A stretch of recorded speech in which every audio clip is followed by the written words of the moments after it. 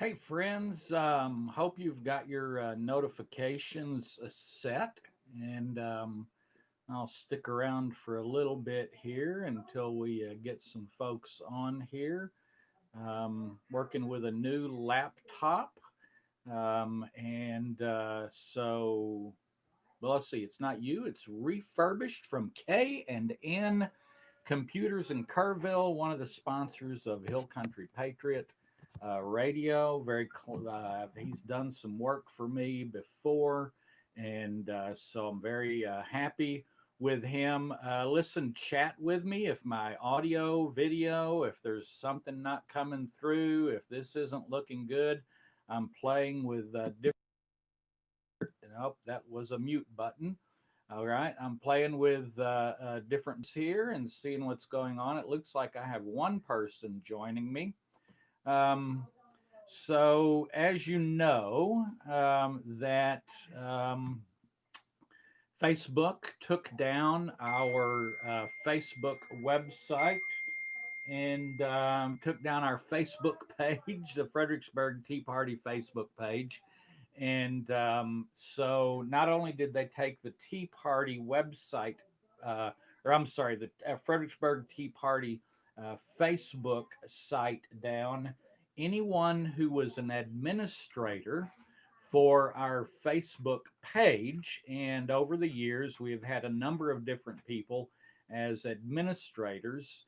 And what it did to every one of those administrators was it took away their personal accounts, their business accounts. If you had your name on the Facebook admin for the Fredericksburg Tea Party, you and all your own pages have been eliminated. And we're very sorry about that, but it is out of our hands. We have switched over to MeWe. We're doing some MeWe work. Let's see if I turn this light on, if it makes the light a little bit better in here. I don't look so much like somebody in a dark cave. But if I'm sorry about that, if you were one of our administrators, but that's the way it goes. And Facebook is on full censorship right now.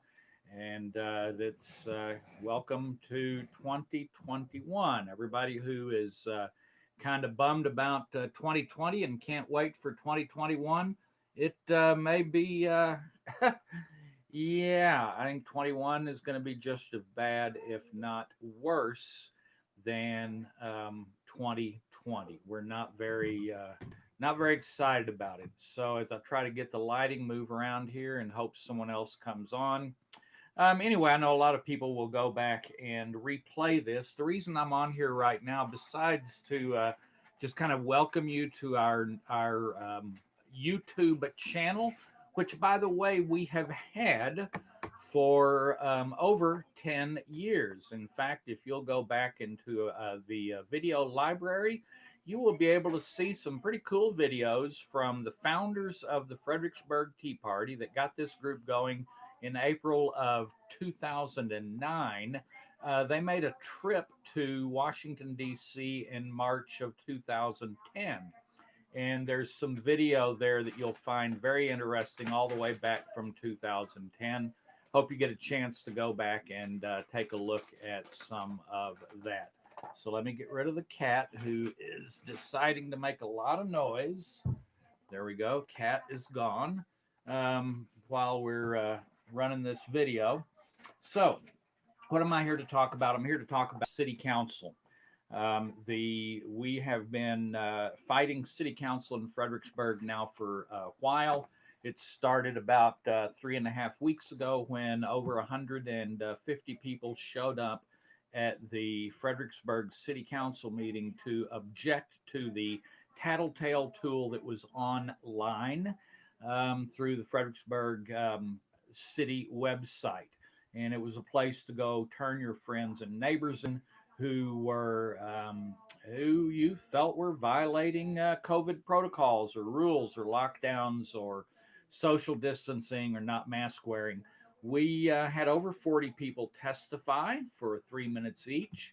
There was a lot of calling out of various members of the city council, particularly our mayor, who said that he would not extend or made promises that he would not extend the mask mandate and some of the other lockdown mandates, and he's already done it twice, and he just got into office. So, Charlie Keeney, you've gone back on your word. Voters will very definitely remember that in the future.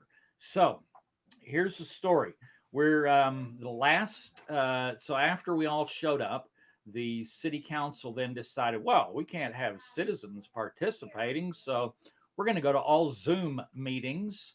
And so they did that for their last meeting. And so rather than just take that lying down, we decided to gather, and it was very quickly we put it together, a gathering at Crossroads on Monday night, week and a half ago. And we had 60 people show up there. That was really good. And so we followed the beginning part of the city council meeting up and through the point where they take testimony from citizens. There were only 3 citizens that signed up that day to testify. Thought was kind of sad about that. We had about 20 people who gave their testimony at what we're now calling the Citizens Council meeting.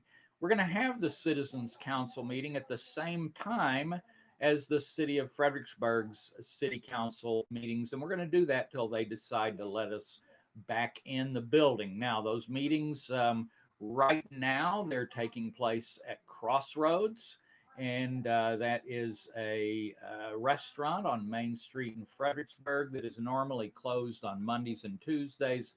They have opened up, the owners have generously opened up the restaurant for us to use the bar area on our Monday nights for our Citizens Council meetings. So, in preparation for this next City Council meeting, which is Monday, January the 4th, and again, we had George, thank you very much, George with the Fredericksburg Tea Party, who is in charge of our focus group for city and county issues, managed to get onto the agenda. He filled out all the paperwork, ran through all the appropriate hoops. He will be given 10 minutes. He has a presentation that I've seen that is outstanding, and I'm looking forward to him making that presentation. Basically, the call is for the city council to just rescind the emergency order for the city of Fredericksburg. Just get rid of all of it. So that would eliminate the social distancing, the mask requirements, and all those things. And so George has put together a really good program. So we're very excited to have George make his presentation on January 4th, Monday night. Now, one of the things that disappointed me in the last citizens or the first citizens council meeting was that very few people signed up to testify on Zoom in front of the city council. The meeting before, we had 40 people testify in person. They then locked us out, and only 3 people signed up to testify via Zoom. Now, you have to jump through some extra hoops. Up until last week, you could sign up on the city website, fbgtx.org. You could sign up on the city website and get your place in line to testify via Zoom. They have changed that. Now there is an email address. I believe you have to send Sally or somebody at City Council or City Hall a note that you're going to testify.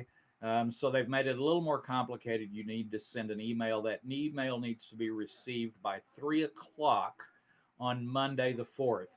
I want to encourage as many of the 40 that testified 2 meetings ago, I would encourage you to sign up to testify via Zoom at this January 4th meeting. Now, I'd been planning on talking about this and was hoping to get you to testify on the emergency declaration for the city, et cetera, the COVID mandates, the masks, the tattletale tool that still exists, by the way. Um, it's not online anymore, but the city is still taking phone calls, and then they're meeting once a week to decide what to do about the tattletales and their friends and neighbors who they have turned in by calling the city. We want that eliminated completely. Our I think the best thing on that tattletale phone call is the city just needs to, listen to all the phone calls and nod and go, yes, yes, thank you for calling, and then just click, hang up. That's as far as it needs to go. They don't need to waste any time taking notes. They don't need to write anything down. They don't need to follow it up. They don't have to have that weekly meeting. They don't even have to really interact with the caller. They can just say, thank you for calling. We appreciate your concern. And hope you have a safe trip back to Houston or whichever other progressive city you came from, because we don't do that to each other in the hill country, do we? We just don't. So these tattletales, I'm telling you, they got to be from out of town. There are some Karens that live in Gillespie County, but I'd be willing to bet that most of these Karens who are calling in or were using the online tattletale tool, willing to bet they were mostly from out of town. And so, anyway, so that was what I was going to talk to you about. I was encourage you to sign up and testify about that for the January 4th, Monday, January 4th meeting of the City of Fredericksburg's City Council. However, George, thank you again, George Studer, sent me a little note today and said, by the way, have you looked at the agenda yet for the January 4th meeting? And I said, no, I haven't. Let's take a look through it. Well, oh my, the city of Fredericksburg has their own legislative priorities for this next session. Call me shocked or whatever, but they do have their legislative priorities, and I'm looking through them, and there's 8 of them. And you would be surprised to find out that their legislative priorities generally, they want more control of your business in town. They want more control of your life in town. They want to, let me just read through some of these. Here we go. This is the City of Fredericksburg's 2021 legislative priorities. This is a draft. I guess that's backwards. By the way, I'm getting a cool camera tomorrow, so everything won't be backwards, and you won't have to worry about the RevNed Socknorbs right behind me. That's Denver Broncos backwards. So anyway, getting a cool camera tomorrow, so everything will be not backwards. So anyway, on their City of Fredericksburg draft of their 2021 legislative priorities, let's start with number 1. Support efforts to preserve municipal authority to regulate short-term rentals. Now, let me just go from the top. These are priorities that are actions that may or may not be considered during the 87th legislative session of the Texas legislature, which which opens up on January the 12th. A very important date for me personally. So they have their priorities for this legislative session. The first one is to support efforts to preserve municipal authority to regulate short-term rentals. So basically what they're talking about is your B&B. If you have found that you can make some pretty good money in the city of Fredericksburg by renting out a portion of your home or the cabin in the backyard or the cabin in the back 40, wherever that place is, that the city wants to regulate. That's all they want to do. It's very interesting, the history of B&Bs in Fredericksburg. They started promoting them a number of years back, begging people, look, let's create a lot of B&Bs in Fredericksburg. So people responded and did, and it's been a good moneymaker for a lot of people. In fact, for many years, the joke in Fredericksburg was, "What are you building in your backyard? Is that a playground?" "Oh no, it's a B and B." And so that was very, very typical. Well, then at some point, a couple of years ago, the city just said, "Gosh darn it, there's just too many B and Bs." They spent a long time promoting people B&Bs, and then they said, wow, we got too many of them now. And there's not enough parking and blah, blah, blah, blah, blah. Whiny, whiny, whiny. A lot of it coming in from neighbors, people who lived next to a B&B. All right. And they'd say, well, the parties are too much. The sorority, the wedding parties, blah, blah, blah, whining and complaining. They're staying up late.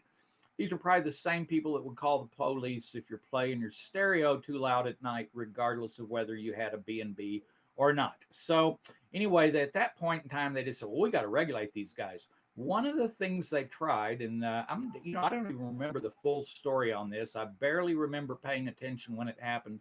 But a couple of years ago, they decided that that they could make all the B&Bs ADA compliant, meaning every bathroom door, every bathroom entrance had to have a 36 wide door going in. You had to have 36-inch wide things, entrances in and out of the house, and all of these requirements. Well, that all sounds good and dandy until you think about some of the B&Bs that we see here in the Hill Country are actually historical buildings. They've been around forever and a day.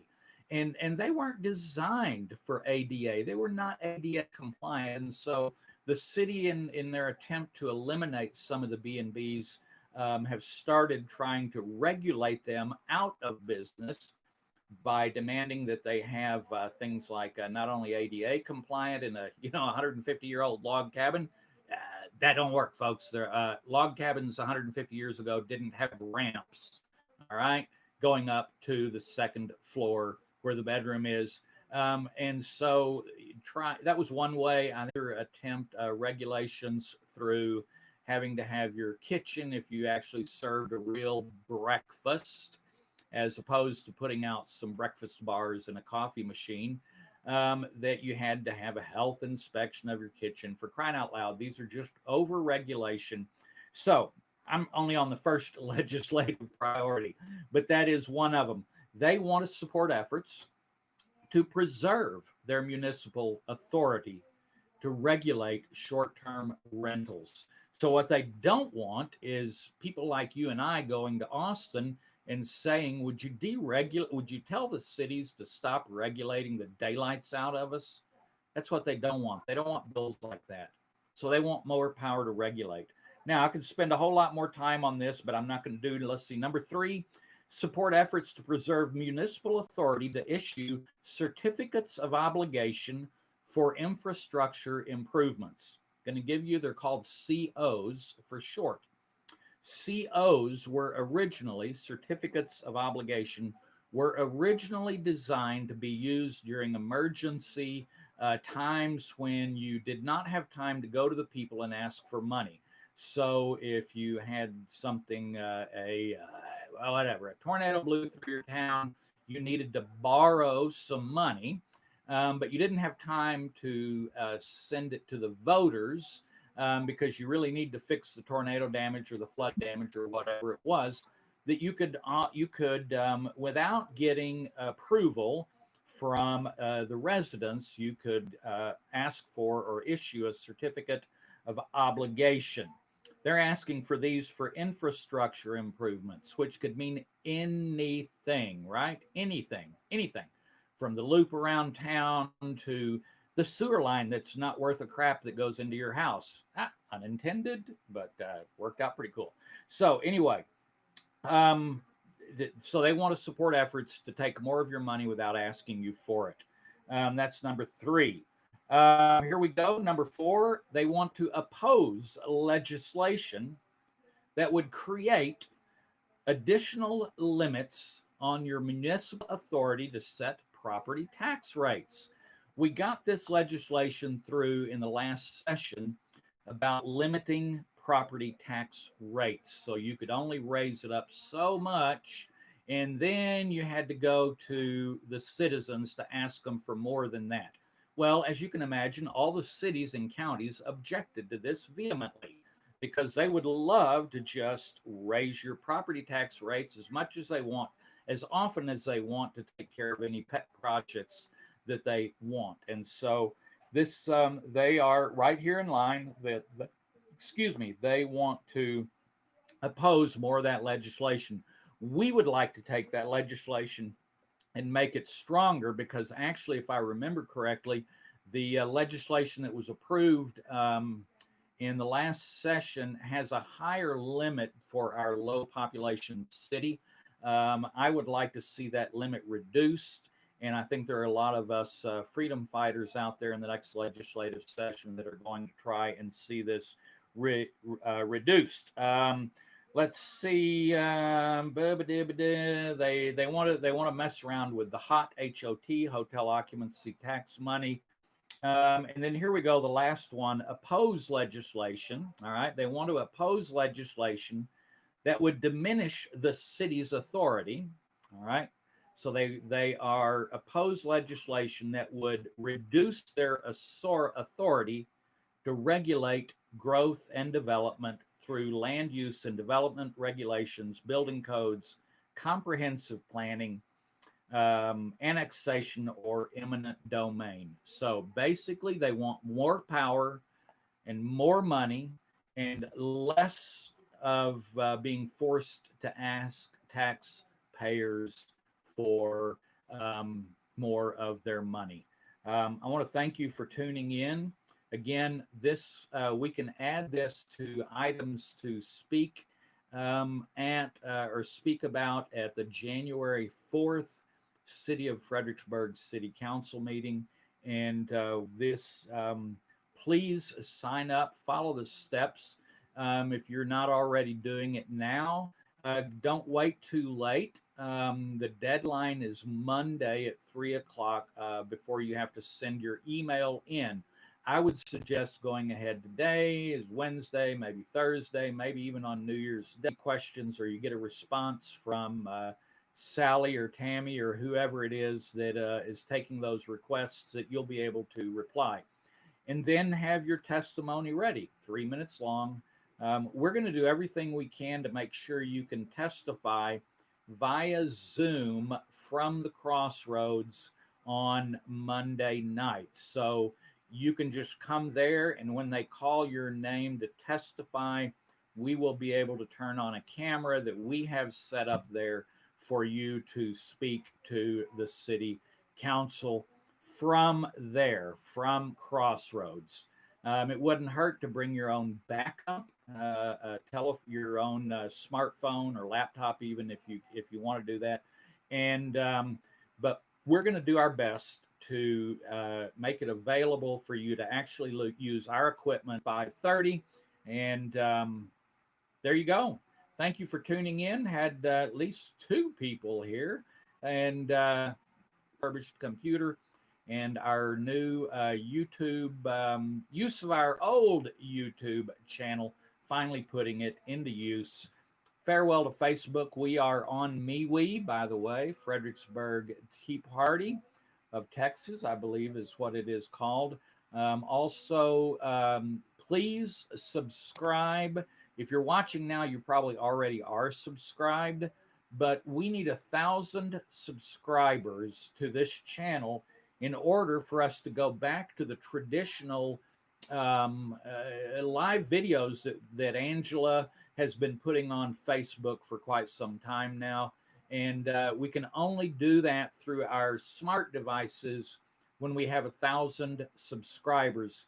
So even ask your friends who don't pay any attention to Fredericksburg Tea Party, or your cousin who lives in Montana, or anybody you can think of, 1,000, and go to live from our handheld devices. So there you go. Look for on YouTube, and have your friends and family members subscribe there. Thanks for tuning in, and this is how we're going to communicate with you now that we are off of Facebook. All right, bye, folks. Thanks.